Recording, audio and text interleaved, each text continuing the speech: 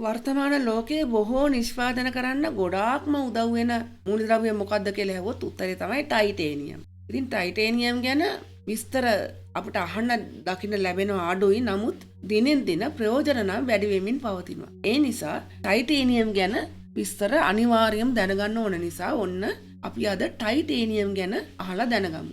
ඇත්තෙම ටයිටේනියම් කියලා මූලද්‍රව්‍යයක් තියෙනවා. පරමාණු ක්‍රමාංකය වෙන්නේ 22, ස්කන්ධ ක්‍රමාංකය වෙනවා 47.8. ඒ කියන්නේ ආසන්න වශයෙන් ස්කන්ධ ක්‍රමාංකය 48ක් කියලා හඳුනා ගන්න පුළුවන්. ඉතින් ටයිටේනියම් කොහොමද හොයාගත්තේ? සොයා ගැනීම ගැන ඉස්සෙල්ලාම බලමු. ඒක මුලින්ම 1791 තරම් ඈත කාලයේදී තමයි බ්‍රිතාන්‍ය ගණිතඥයෙක් සහ ඛනිජ විද්‍යාඥයෙක් වුණ විලියම් ග්‍රෙගෝ විසින් තමයි ටයිටේනියම් කියන මූලද්‍රව්‍ය හොයාගත්තේ.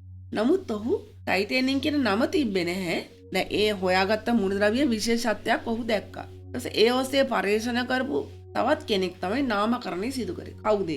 1795 දී ජර්මනු රසායන විද්‍යාඥයෙක් වුණ මාටින් හෙන්රිච් ක්ලැප්රොත් කියන විද්‍යාඥයා තමයි ටයිටේනියම් කියන නම දුන්නේ.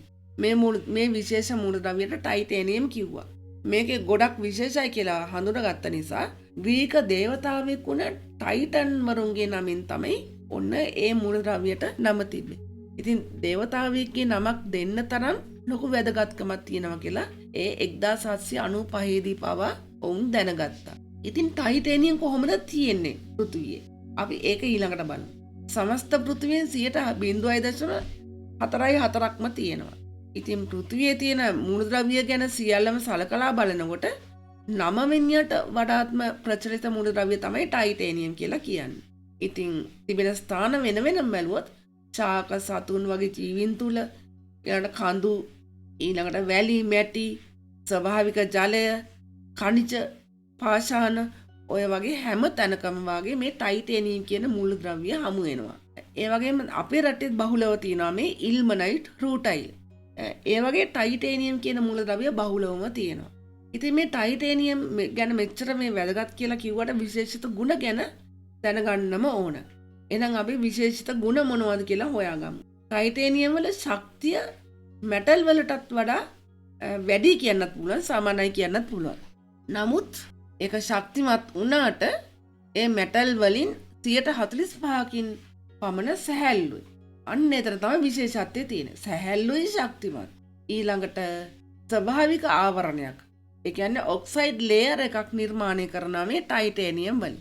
ඒ නිසා මුහුදු ජලය, ක්ලෝරින්, අම්ල වගේ වට විරෝධී වෙනවා. ඒ කියන්නේ ප්‍රතික්‍රියා කිරීමෙන් වළක්වනවා මේ ටයිටේනියම් මගින්. ඊළඟට ජීවීන්ට සමීපභාවය ටයිටේනියම් වල තියෙනවා. ඒ කියන්නේ ටයිටේනියම් විෂ නැහැ.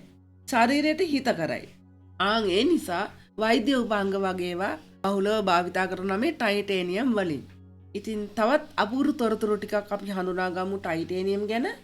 එකක් තමයි වර්ණ විකාශනය. ටයිටේනියම් මතු පිට විද්‍යුත් රසායනික ක්‍රියාවලියක් මගින් දේදුන්නේ වර්ණාවලි වලට වෙන් කිරීමේ හැකියාව තියෙනවා. තවත් එකක් තමයි වැදගත් ප්‍රයෝජනයක් ස්පාඤ්ඤේ බිල්බාවෝ වල තියෙනවා ගගෙන්හෙයිම් කෞතුකාගාරය. ඒ කියන්නේ ගොඩනැගිලි ස්ථාපන විද්‍යාවට මේක වැදගත් වෙනවා. මේ වගේ දැන් මෙතන මේ දක්වලා තියෙන ඒ ගොඩනැගිල්ල ඒ වගේ සුන්දර ගොඩනැගිලි වල ටයිටේනියම් ආවරණ වලින් ආරක්ෂිත කරනවා.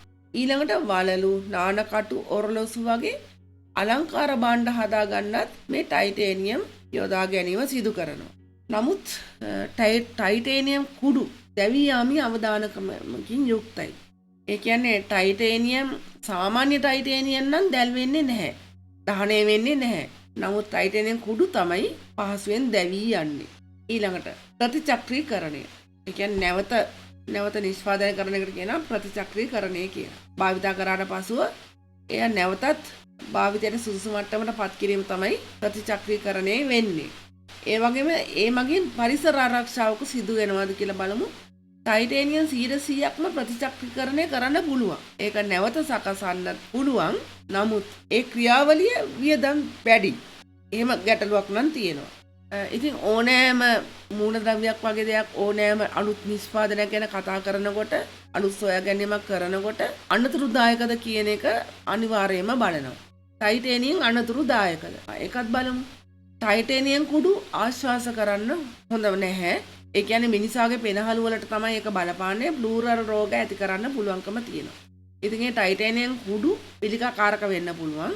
ඉතින් ටයිටේනියම් කුඩු දැවෙන සුළුයි කියලා මුලිනුත් කිව්වා. වාතය රත් කරලා ඔක්සිජන් වලට නිරාවරණය වුණොත් පිපිරුම් අනතුරු සිදු වෙන්න පුළුවන්කම තියෙනවා. ඒ වගේම තමයි ඉහළ උෂ්ණත්වවලදී ජලය සමග ප්‍රතික්‍රියා කළොත් ඔන්න හයිඩ්‍රජන් මුදා හරිනවා පිපිරීමක් ඇති කරන්න හැකියාවකුත් තියෙනවා. ඉතින් ওই සුවිශේෂී ලක්ෂණ ටිකක් තමයි කතා කරේ. ඊළඟට ටයිටේනියම් වල අද ලෝකයේ භාවිතය ගැන බලමු. වර්තමාන ලෝකයේ කොහොමද ටයිටේනියම් භාවිතා කරන්නේ? ඉතින් ටයිටේනියම් මිශ්‍ර ලෝහවල ඇලුමිනියම් සහ වානේ වැනි වෙනත් අනෙකුත් ලෝහ අඩංගුයි. ඉතින් මේ මිශ්‍ර ලෝහ ඉතා ප්‍රතිරෝධී. ඒ කියන්නේ විකාදනය වගේ දේවල් වළක්වනවා, ඉරිතැලීම් වළක්වනවා, ඊළඟට අධික උෂ්ණත්වයන්ටත් තොරතුරු දෙනවා. අන්න ඒ වැදගත්කමක් තියෙනවා.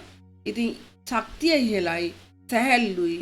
ඒ නිසා ඔන්න ගුවන් යාන, අභ්‍යවකාශ යාන, නාවික නැව්, ගොඩබෑමේ ආම්පන්න වගේ දේවල් බහුලව හදන්න යොදා ගන්නවා මේ ටයිටේනියම්. තවත් වැදගත් කාරණයක් තමයි ක්‍රීඩා උපකරණ හදන්න. සයිකල්, ඊළඟට ගෝල්ෆ් පිටි, ටෙනිස් රැකට් වගේ පීඩනය දරාගත යුතු ක්‍රීඩා උපකරණ හදන්න අධිශක්තියක් සහිත මේ ටයිටේනියම් ලෝහය භාවිතා කරනවා. ඊළඟට වෛද්‍ය ක්ෂේත්‍රයේත් වැදගත් භූමිකාවක් රඟ දක්වනවා මේ ටයිටේනියම් ලෝහය. ඉතින් දැන් අස්ථි බිඳුනහමම ඔයාලා දන්නවා ඒ අස්ථි බිඳුන අස්ථි කොටස් නැවත අලුත් වැඩියා කිරීමක් කරනවා.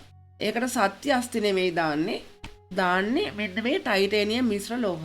ඉතින් ඒ කියන්නේ අස්ථි ආරෝපණ, දන්ත ආරෝපණ, දත් සහ අස්ථි ආරෝපණ. ඒ කියන්නේ බෝන් ඉම්ප්ලාන්ට්ස් සහ ඩෙන්ටල් ඉම්ප්ලාන්ට්ස් සඳහා මේ ටයිටේනියම් ලෝහය භාවිතා කරනවා. ඒ වගේම තමයි ශල්‍ය උපකරණ. දැන් සිරුරට විෂ නැහැ කිව්වනේ. ශල්‍ය උපකරණ හදන්නත් මෙන්න මේ ටයිටේනියම් ලෝහය භාවිතා කරනවා. ඊළඟ තවත් වැදගත් අංගයක් තමයි දුරකථන උපාංග.